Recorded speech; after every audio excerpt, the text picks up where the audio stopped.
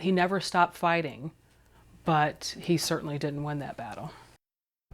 A heartbroken mother shares the pain of losing her son to heroin. Her candid words come during another busy weekend for first responders being dispatched for drug overdoses.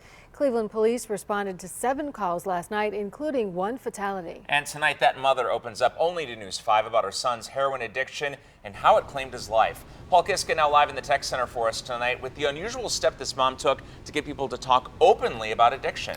Well, that's right, Mike. Michelle Benson hopes what she did not only gets people talking about heroin addiction, but somehow inspires addicts to get help.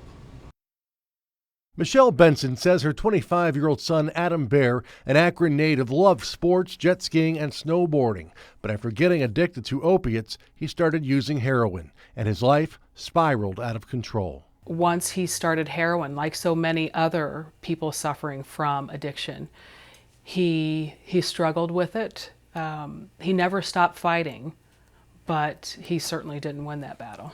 After her son died from a heroin overdose April 27th, Benson wrote her son's obituary online. Instead of dodging how Adam died, she confronted his death with openness and frankness, writing that Adam made a bad decision to experiment with prescription opiates, which led him to a world of heroin.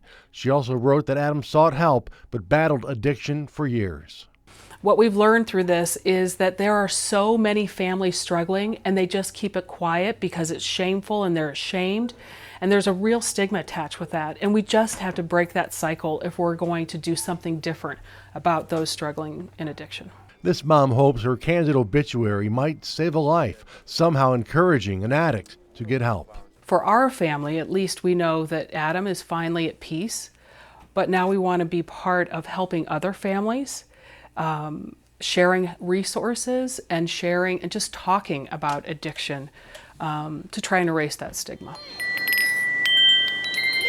Benson said she has heard from addicts inspired by the obituary to get counseling, and many families of addicts have reached out to her. We are excited about the things that we can do to turn our family's grief into something positive.